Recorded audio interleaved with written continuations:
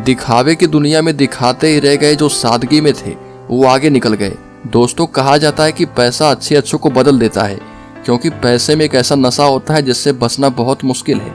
यही वजह है कि जब किसी इंसान को नाम, दौलत, शोहरत या कामयाबी मिलती है तो उसके अंदर एक अलग सा घमंड आ जाता है और वो अपने इस कामयाबी का दिखावा करने लगता है। अब यूं तो दुनिया में शो ऑफ करने वाले लोगों की कोई कमी नहीं है और आपको अपने चारों तरफ ही ऐसे बहुत से लोग देखने को मिल जाएंगे, लेकिन इसी दुनिया में कुछ लोग ऐसे भी होते हैं जो चाहे कितने ही अमीर या फिर कितने ही बड़े इंसान क्यों न बन जाएं, लेकिन वो फिर भी अपनी दौलत या कामयाबी का दिखावा नहीं करते। और दोस्तों, आज की हमारी इंटरेस्टिंग वीडियो में भी हम आपको भारत के कुछ ऐसे ही सेलिब्रिटीज के बारे में बताएंगे जो बेहद कामयाब होने के बाद भी बिल्कुल सिंपल लाइफ जीते हैं और कभी भी अपनी कामयाबी या शोहरत का शो ऑफ नहीं करते। तो चलिए दोस्तों, अब बिना देर किए हुए इस इंटरेस्टिंग वीडियो को शुरू करते हैं। तो दोस्तों, वीडियो को शुरू करते हुए सबसे पहले हम बात करते हैं बॉलीवुड के सबसे मंझे हुए एक्टर्स में से एक नाना पाटेकर के बारे में।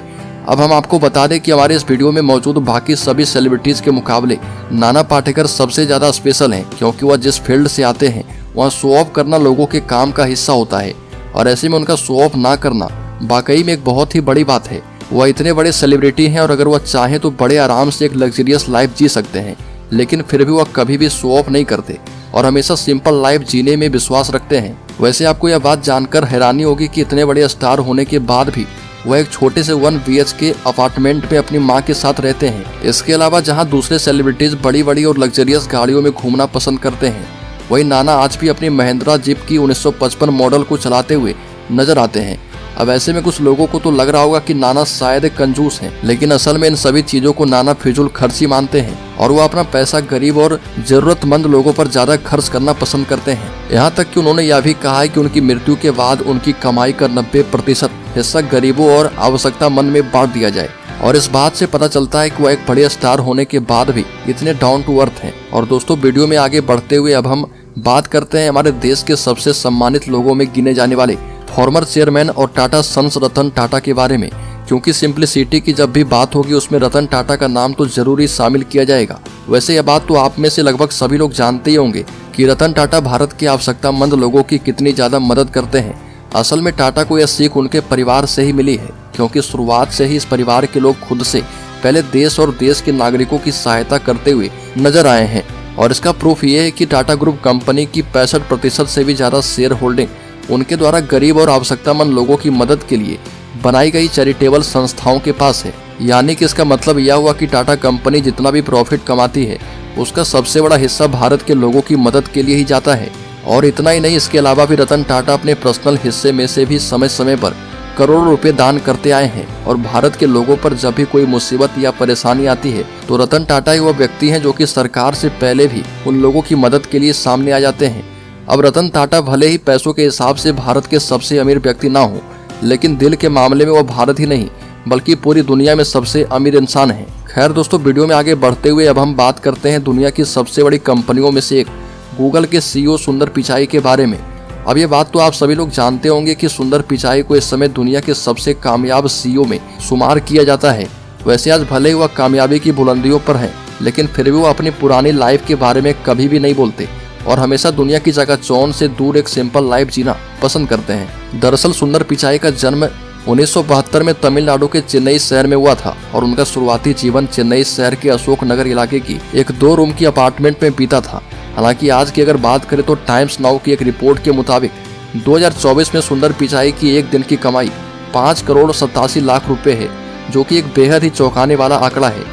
और इतना सब कुछ पा लेने के बाद भी जिस तरह से वह एक सिंपल लाइफ जीते हैं वह वाकई में काबिले तारीफ है। हालांकि दोस्तों, वीडियो में आगे बढ़ते हुए अब हम बात करते हैं हमारे देश के सबसे बड़े फिल्म स्टार्स में से एक रजनीकांत सर के बारे में। अब सबसे पहले तो हम आपको यह बता दें कि भारत के अंदर रजनीकांत को इतना ज़्यादा पसंद किया जाता है कि बहुत से लोग उन्हें भगवान का दर्जा देते हैं। और इसके अलावा दुनिया के किसी भी मूवी स्टार को इतना बड़ा सम्मान कभी भी नहीं दिया गया है। लेकिन कामयाबी के शिखर पर पहुंचकर भी और जिस तरह से सिंपल लाइफ जीते हैं, यह अपने आप में एक कमाल की बात है। दरअसल बेंगलोर शहर में जन्मे शिवाजी राव गायकवाड़ उर्फ रजनीकांत ने फिल्मों में आने से पहले काफी स्ट्रगल किया था। और आपको यह बात जानकर काफी हैरानी होगी कि एक समय पर वह सामान उठाने वाले कुली और एक बस कंडक्टर का काम किया करते थे। और यही वजह है कि आज वो इतने सिंपल नजर आते हैं।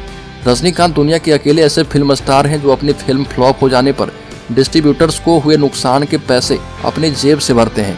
इसके अलावा आवश्यकतामंद लोगों के लिए चैरिटी करना, शूटिंग के लिए सेट पर सबसे पहले पहुंचना, अपनी कार खुद ड्राइव करना और हमेशा सिंपल कपड़े पहनना उन्हें दुनिया के दूसरे सुपरस्टार से बिल्कुल अलग बनाता है। खैर दोस्तों, वीडियो में आगे बढ़ते हुए अब हम बात करते हैं पूर्व भारतीय बल्लेबाज, कप्तान और महान क्रिकेटर राहुल द्रविड़ के बारे में।